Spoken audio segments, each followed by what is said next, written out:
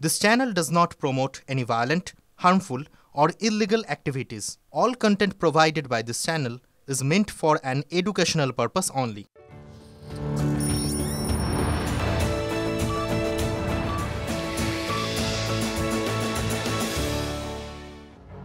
নমস্কার, দেখছেন টিভি9 বাংলা। আপনাদের সঙ্গে রয়েছি আমি শুভজিৎ মিত্র। ঘড়ির কাঁটা ৫টা ৬ মানেই ৫ কথা।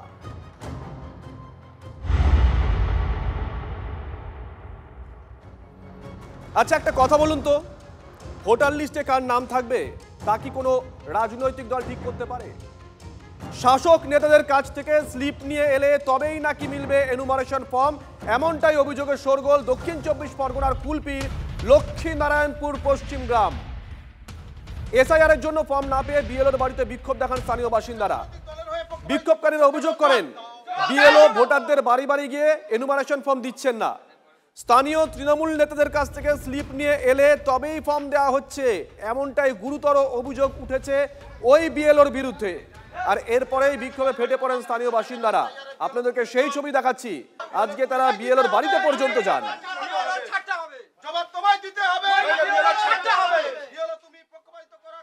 সূত্র মারফত খবর নিলাম বাড়িতে ক্যাম্প বসিয়ে সেখান থেকে ফর্ম বিলি করছে।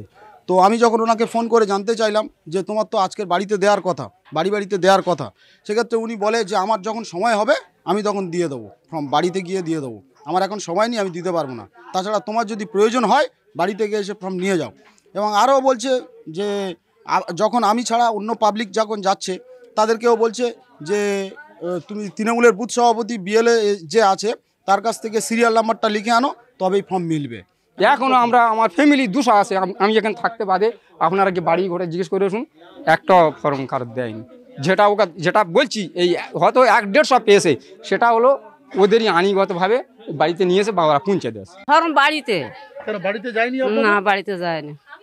তাহলে কতটা মানে দুশ্চিন্তায় রয়েছেন আপনারা? হ্যাঁ, তো সবাই চিন্তা হয়েছে যে আমাদের ফর্ম পাইনি, আমাদের চিন্তা তো হবে। তো পাশাপাশি আনতে আমরা পাইনি। নিয়ম তো বাড়িতে গিয়ে দিয়ে আসা। হ্যাঁ, সব জায়গায় বাড়িতে দিচ্ছে, আমাদের এই গ্রামটা দেয় না। অনেক ভোটার আমাদের বাড়ির মতো কেউ দেয়। আর নিয়ম বাড়িতে দিচ্ছে, ওরকম বাড়িতে দিয়ে আসবো, আমরা কেন যাবো? আর সেই চিন্তায় বসে হয়েছে আমাদের বাড়িতে যাবে, আমাদের ফর্ম নিবে।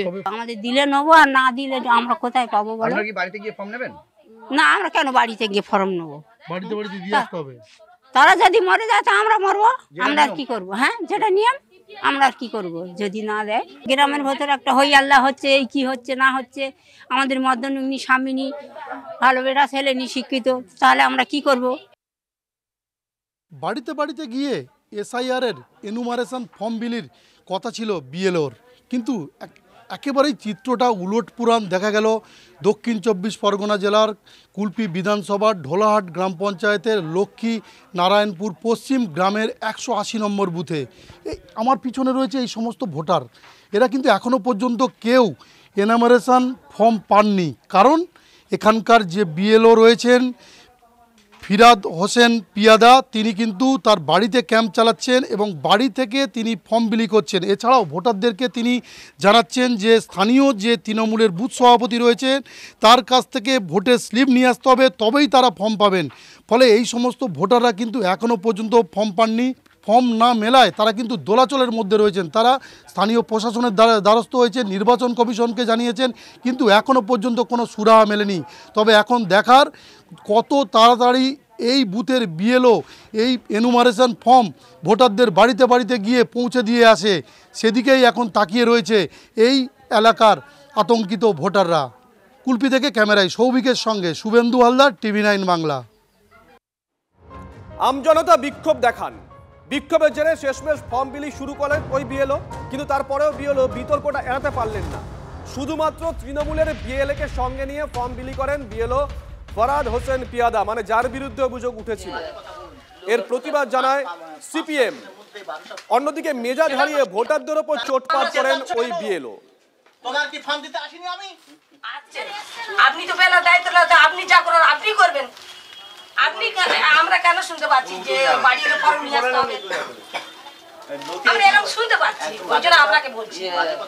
লোকের কথা 5-7 দিনের মধ্যে 1200 ফর্ম সেটা তো ঠিক আছে। চেঁচাচ্ছ কেন? তোমার কি ফর্ম দিতে আসিনি আমি? আজকে এসেছেন আপনি, কিন্তু কবে আমরা আসবো? শুনতে পাচ্ছি কবে আসবো? যে ফোন করে করে লিস্ট দিচ্ছে।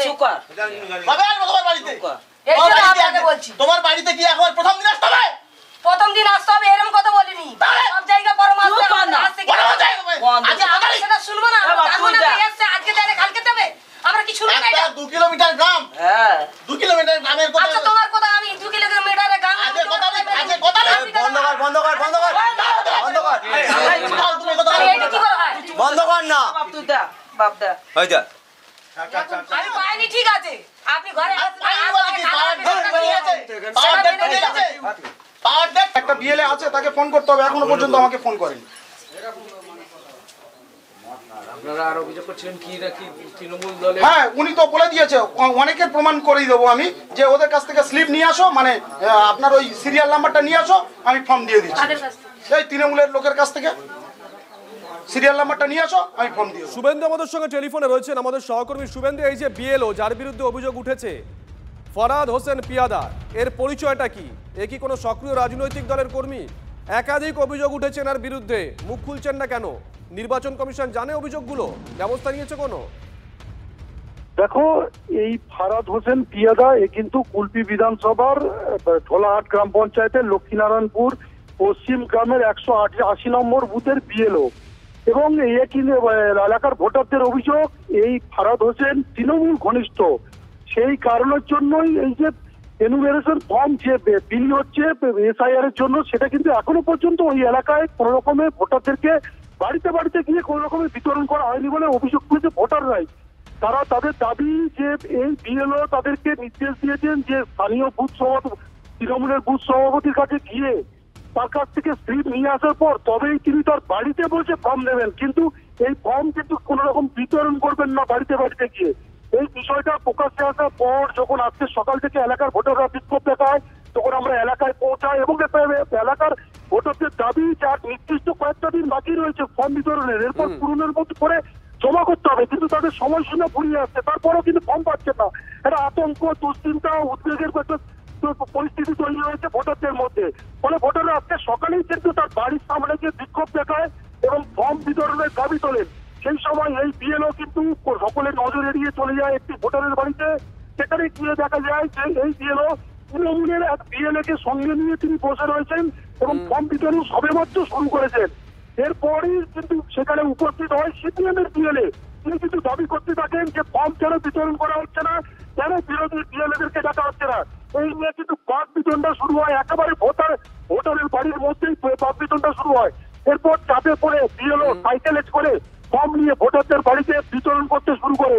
আর সেখানে গিয়েই কিন্তু একেবারে মেজাজ ধরান এই বিএলও ভোটারদের উপর একেবারে চড়া হয়ে চড়া মেজাজে কথা বলতে থাকেন, যা ঘিরে বিতর্ক তৈরি হয়েছে। একদমই তাই, সঙ্গে থাকো। তুমি যে কথা বলছিলে, উল্টে স্থানীয় বাসিন্দা যারা আছেন, ভোটার যারা আছেন, তাদের ওপরে চোটপাট শুরু করেন এই বিএলও। ভালো করে শুনবেন বিএলও কি বলছেন। আপনি করবেন, আপনি আমরা কেন শুনতে পাচ্ছি যে বাড়ির ফর্ম নিয়ে আসতে হবে? আমরা এরকম শুনতে পাচ্ছি, ওই জন্য আপনাকে বলছি। লোকের কথা 5-7 দিনের মধ্যে 1200 ফর্ম তুললাম। সেটা তো ঠিক আছে, আমরা চেঁচাচ্ছ কেন? তোমার কি ফর্ম দিতে আসিনি আমি?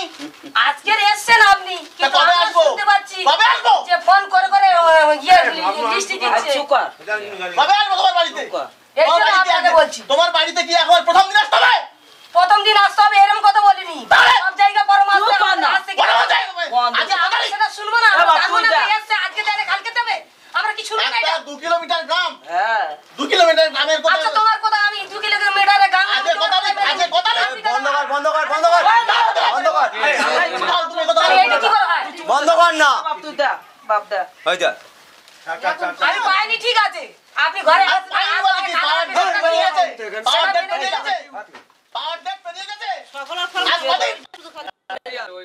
আচ্ছা ওইটা আমি মালটা নিয়ে আসতে বলছি তো। যে চোটপাট করছিলেন বিএলও, তার বিরুদ্ধে একটা অভিযোগ নয়, একাধিক অভিযোগ। তারপরেও তিনি কিন্তু সেই চোটপাটের ধারাবাহিকতা বজায় রেখেছেন এখনো পর্যন্ত। আমাদের কাছে যা খবর, স্থানীয়রা ঠিক কি বলছেন শোনাবো, ব্যাক টু ব্যাক শোনাবো। গোটা বিষয়টা বিজেপি কিভাবে দেখছে। আপনার সঙ্গে কি সমস্ত রাজনৈতিক দলের বুথ লেভেল এজেন্ট আছে? আগে কয়েকদিন আগে ছিল, এই মুহূর্তে নেই। আমি তাদেরকে জানিয়েছি, তারা আসেন। আপনার সঙ্গে তো দেখা গেল শুধু তৃণমূল দলের বুথ লেভেল এজেন্ট আছে। হ্যাঁ আছে, কেউ না আসলে দায় তো আমার না। একটা অভিযোগ উঠছে যে আপনি এরকম কিছু ভোটারকে বলেছেন যে তৃণমূলের যিনি বুথ লেভেল এজেন্ট আছে তার থেকে পার্ট নম্বর সিরিয়াল নম্বর নিয়ে এলে তবেই তাদেরকে দেওয়া হবে, এরকম একটা অভিযোগ। না, এটা ভুল কথা, মিথ্যা। অধিকাংশ মানুষই বলছে তারা পাননি এখনো। সেটা তাদের ব্যাপার। না, তাদের ব্যাপার মানে কি? আপনারই তো দায়িত্বটা। ওহো, তাহলে আপনি আমার খাতা চেক করুন। এসআইআর এর নামে যা চলছে তাতে আমার মনে হয় এসআইআর 50% সাকসেসফুল হতে পারবে না, এবং মুখ্যমন্ত্রী নিশ্চিত এরপরে বলবেন, উনি দেখাবেন যে মৃত মানুষকে আদৌ বাদ দেওয়া হয়নি, চলে যাওয়া মানুষকে এখনো বাদ দেওয়া হয়নি, ডবল এন্ট্রিকে এখনো বাদ দেওয়া হয়নি। কারণ কমিশনের কাজ আলটিমেটলি হতাশজনক। কমিশন হয়তো ভাবতে পারেনি ভারতবর্ষের অন্য জায়গায় যেভাবে করছেন, এই পশ্চিমবঙ্গের যে কতটা তফাৎ, হ্যাঁ, এটা স্টেট উইদিন ইন্ডিয়া কি আউটসাইড অফ ইন্ডিয়া সেটা উনি হয়তো বুঝতে পারেননি, তাই উনি ব্যাপারটাকে হয়তো গুরুত্ব দেননি। কিন্তু আমি বলছি এতে ইলেকশন কমিশনের মুখ পুড়বে।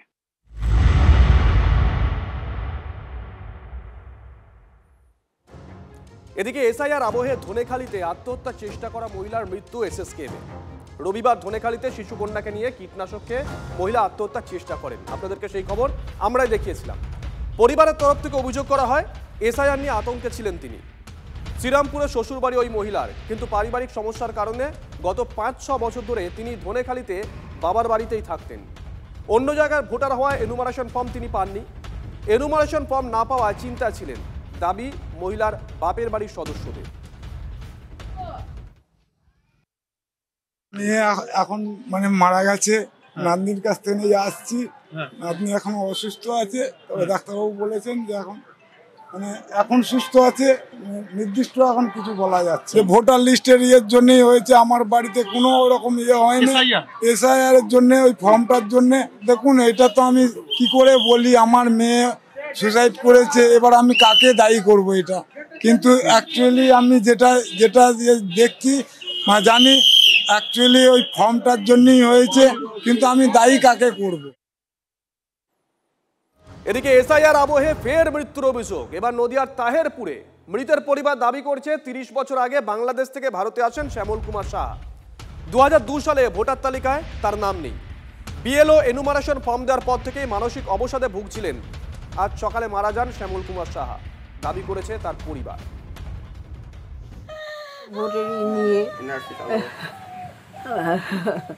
এইসব নিয়ে চিন্তা করে, খায় না, দেয় না, শুয়ে থাকে। এটা কবে থেকে লক্ষ্য করছেন আপনি? লক্ষ্য তো এইটা শুনেই এরকম করে। কেন, ওনার ভোটার কার্ড আধার কার্ড নেই? আছে। তাহলে টেনশন করছেন কেন? উনি টেনশন ছেলেবেলে রাজ্যে, ছেলেবেলের কোনো জন্য। 2002 সালে নাম নেই। আমাকে কলিকায় তুমি কি বোঝো? তুমি কিছু বোঝো? তুমি ভক ভক করে না, তো আমার কানের কাছে ভক ভক করে না। আগে আপনাদের বাড়ি কোথায় ছিল? আমার বাংলাদেশ ছিল। এই দেশে এসেছেন কত বছর? এই দেশে 30 বছরের বেশি আছে। দিন থেকে এসআইআর ঘোষণা হলো। এসআইআর ঘোষণাতে যেই শর্তাবলী দিয়েছে যে 2002 সালে যাদের নাম নেই তাদের আগামী দিনে ডিটেনশন ক্যাম্পে যেতে হবে, বিভিন্ন কিছু, যেরকম মানুষ একটা আতঙ্ক হয়, সেই আতঙ্কে ওনার মধ্যে শুরু হয়েছে। এনার যেহেতু 2002 সালে নাম ছিল না, কিন্তু এসেছে উনি 30 বছর হয়ে গেছে। যদি সরকার তার নির্বাচন কমিশনকে দিয়ে যদি এটা বলায় যে আপনারা সিএতে আবেদন করুন যাদের নাম নেই, তাহলে এটা মানা যায়। কিন্তু সরকার তো এটা বলেনি, নির্বাচন কমিশন এটা বলেনি। এটা কারা বলছে? এটা কোনো রাজনৈতিক দলের লোকরা এটা বলছে। এটা ঘোষণা করলেই সকলে শান্তি পাবে। তো মাঝে মাঝে টেনশন করতো যে আমার তো এসআইআর নাম নেই, তা কি হবে বলা যাচ্ছে না। হ্যাঁ, এরকম এইরকম বলতে বলতে আজ হঠাৎ মারা গেছে। হয়তো ওই চিন্তাভাবনা করতে করতে হার্ট অ্যাটাক করে মারা গিয়েছে। আচ্ছা, আপনারা তো একসঙ্গে চলতেন, কখনো বোঝাতেন না? তাহলে কখনো আপনারা সাহস জোগাতেন না? না আপনারাও টেনশন আছেন? কোনটা? আমরা তো সাহস জোগাতাম, তা সত্ত্বেও টেনশন তো আর বলে কেউ আসে না, টেনশন হতেই থাকে, যেহেতু নাম নেই।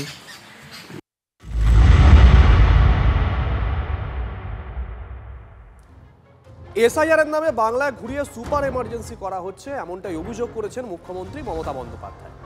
ফেব্রুয়ারিতে যদি ইলেকশন হয় তাহলে কত সময় পাওয়া যাবে? রাজ্য সরকার যাতে কাজ করতে না পারে সেজন্য ঘুরিয়ে 3 মাস সুপার এমার্জেন্সি করেছে। ইলেকশন কমিশন এখনো সব ফর্ম দেয়নি, 2টো করে কপি দেওয়ার কথা, 1টা করে দিয়েছে। 2 মাসে এসআইআর সম্পূর্ণ করা সম্ভব নয়। নোটবন্দির মতন মানুষকে এসআইআর বন্দি করছে, মানুষের অধিকারকে তালাবন্দি করছে। আমি মনে করি এখনই এটা স্থগিত করা উচিত, আক্রমণে মুখ্যমন্ত্রী। 2 মাসের মধ্যে এসআইআর সম্পূর্ণ করা সম্ভব নয়। এটা গায়ের জোরে বিজেপির কথা মতো করা হচ্ছে এবং সেই জন্য 2 বছর সময় নিয়ে করা হোক। এটা গায়ের জোরে ভোটে জিততে পারে না, তাই এটা একটা ঘোট করে, এটা নোটবন্দির মতো মানুষকে এসআইআর বন্দি করে রেখে, তালা দিয়ে রেখে তার অধিকারকে এরা গায়ের জোরে ভাবছে মানে পগার পার হবে। ফেব্রুয়ারিতে যদি ইলেকশন ডিক্লেয়ার হয় তখন টাইম পেলেন কদিন? এই 3 মাস গভর্নমেন্ট যাতে কাজ করতে না পারে সেই জন্য আপনারা ঘুরিয়ে সুপার এমার্জেন্সি করেছেন, অফিসারদের আটকে রেখেছেন এই কাজে। ইলেকশন কমিশন স্টেটের থেকে আমি যেটা শুনেছি ফর্ম সব দেয়নি, এখনও কোটি কোটি লোক ফর্ম পায়নি। আমি এখনও মনে করি এটা স্টে হয়ে যাওয়া উচিত। অনলি ফর এসেই পৌঁছায়নি, তার কারণ ওগুলো বিজেপি পার্টি অফিসে রেখে দিয়েছে। সরি টু সে, 2টো করে কপি দেওয়ার কথা, 1টা কপি দিয়েছে, মানে deliberate attempt to malign the people.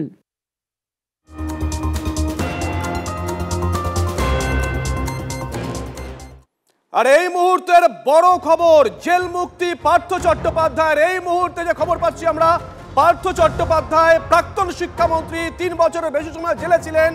প্রাক্তন শিক্ষামন্ত্রী পার্থ চট্টোপাধ্যায় জেল মুক্তি। সুজয় পাল আমাদের সঙ্গে রয়েছেন টেলিফোনে, আমাদের সহকর্মী সুজয়।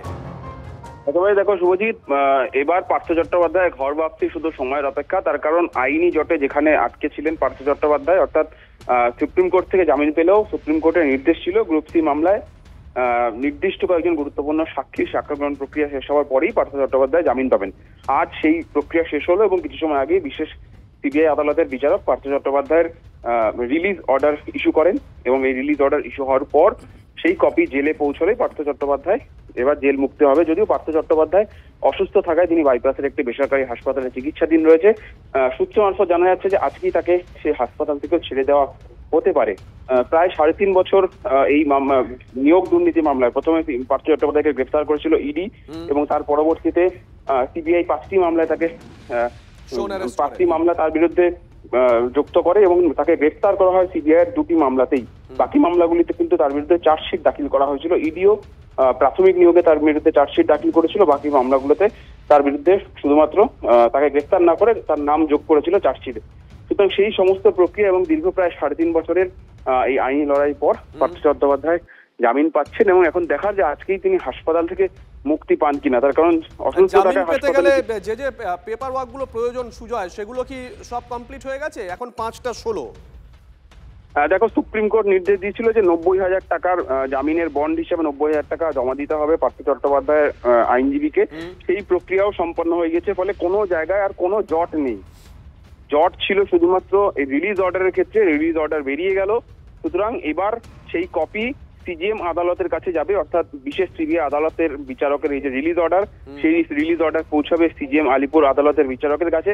সেখান থেকে সে আরেকটা কপি রেডি হবে, সেটা চলে যাবে সরাসরি প্রেসিডেন্সি জেলে। যেহেতু পার্থ চট্টোপাধ্যায় প্রেসিডেন্সি জেলে বন্দী ছিলেন, সেইখান থেকে প্রেসিডেন্সি জেল থেকে সমস্ত এই অর্ডার দেখার পর সেখান থেকে ফাইনাল রিলিজ অর্ডার দেওয়া হবে, যেটা সরাসরি পৌঁছে যাবে বাইপাসের বেসরকারি হাসপাতালে যেখানে পার্থ চট্টোপাধ্যায় চিকিৎসাধীন রয়েছে। আর সেই প্রক্রিয়া আজকে রাতের মধ্যেই শেষ করার চেষ্টা করছেন পার্থ চট্টোপাধ্যায়ের আইনজীবী এবং তার ঘনিষ্ঠরা। ফলে আজকে রাতেই পার্থ চট্টোপাধ্যায় নাকতলা বাড়িতে ফিরতে পারেন, বা যেটা বলছিলাম যে পার্থ চট্টোপাধ্যায় ঘরোয়াপ্তি হতে পারে, সেটা আজ রাতেই সম্ভব হতে পারে বলে সূত্র মারফত জানা যাচ্ছে। সুজয়, মোটামুটি তুমি এই প্রক্রিয়াগুলোর কথা বললে, তাতে কতটা সময় লাগতে পারে? আমি ইন জেনারেল একটা জিজ্ঞাসা করছি, 2 ঘন্টা 3 ঘন্টা মোটামুটি? দেখো, নিয়ম অনুযায়ী সন্ধ্যে 6টার মধ্যে জেলে এই কপি পৌঁছতে হয়। সুতরাং এখন ঘড়ির কাঁটায় 5:20 বাজতে চলেছে, তোমার সঙ্গে আমার কথা যে সময় হচ্ছে। ইতিমধ্যেই অর্ডারের এই কপি, সিবিআই আদালতের অর্ডারের কপি সিজিএম কোর্টে পৌঁছে দেওয়ার যে প্রক্রিয়া, সেই প্রক্রিয়া হয়ে গিয়েছে। আর কিছু সময়ের মধ্যে সিজিএম আদালতে পৌঁছবে। সেখানে শুধু এই অর্ডার কপিটা দেখে আর একটা অর্ডার কপি ইস্যু করা হবে, একটা রি ইস্যু হবে সিজিএম কোর্ট থেকে। যেহেতু এই আদালতের আলিপুর সিবিআই আদালতের অনুযায়ী, হায়ারার্কি অনুযায়ী সর্বোচ্চ আদালত চিফ জুডিশিয়াল ম্যাজিস্ট্রেট, সেই চিফ জুডিশিয়াল ম্যাজিস্ট্রেটের কাছে যখন এই সিবিআই আদালতের বিচারকের অর্ডার কপি বা রিলিজ অর্ডারের কপি যাবে, সেটা দেখে তিনি আবার একটা অর্ডার কপি ইস্যু করলে সেটা সরাসরি জেলে গিয়ে পৌঁছবে। জেলের রেকর্ডে সেটা পৌঁছতেই কিন্তু তার মুক্তি হয়ে যাবে এবং সেটা জেল কর্তৃপক্ষ ইমেল মারফত হাসপাতালে জানাতে পারে, বা হার্ড কপি অর্থাৎ সেই তারাও যে ছেড়ে দিচ্ছে সেই কপিটা সরাসরি হাসপাতালে পৌঁছাবে। হাসপাতাল কর্তৃপক্ষ পার্থ চট্টোপাধ্যায়ের স্বাস্থ্যের অবস্থা দেখে তাকে রিলিজ করতে পারেন বা জেল থেকে মুক্তি দিতে পারেন। এখন রিলিজ অর্ডার পৌঁছানোর পর পার্থ চট্টোপাধ্যায়ের আরেকবার স্বাস্থ্য পরীক্ষা হতে পারে, তেমনটাও হাসপাতাল সূত্রে জানা যাচ্ছে। তাহলে সেই প্রক্রিয়া সম্পন্ন হলে মুক্তি বলা চলে সময়ের অপেক্ষা, অর্থাৎ আজ রাতেই ফেরাটা যে সময়ের অপেক্ষা সেটা বলাই যায়।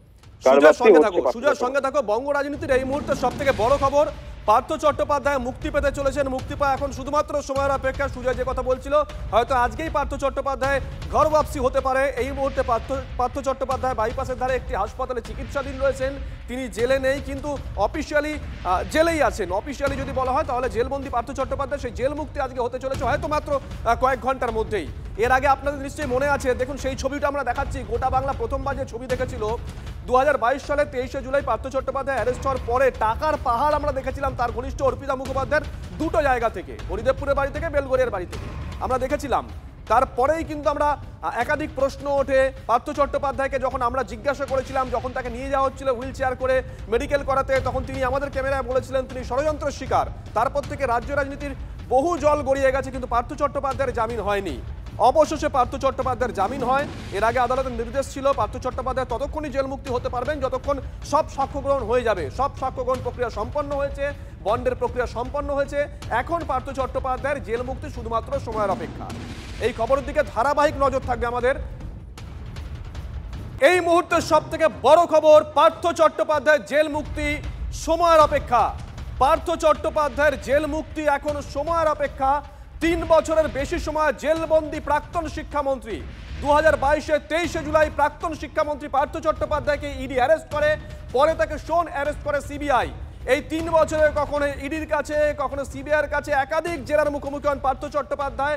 আদালতে বারংবার তার আইনজীবী আবেদন করেছিলেন শারীরিক অবস্থার কারণ দেখিয়ে যেন পার্থ চট্টোপাধ্যায়কে জামিন দেওয়া হয়, কিন্তু বারবার সিবিআই কখনো কখনো ইডির যুক্তি ছিল পার্থ চট্টোপাধ্যায় তিনি প্রভাবশালী।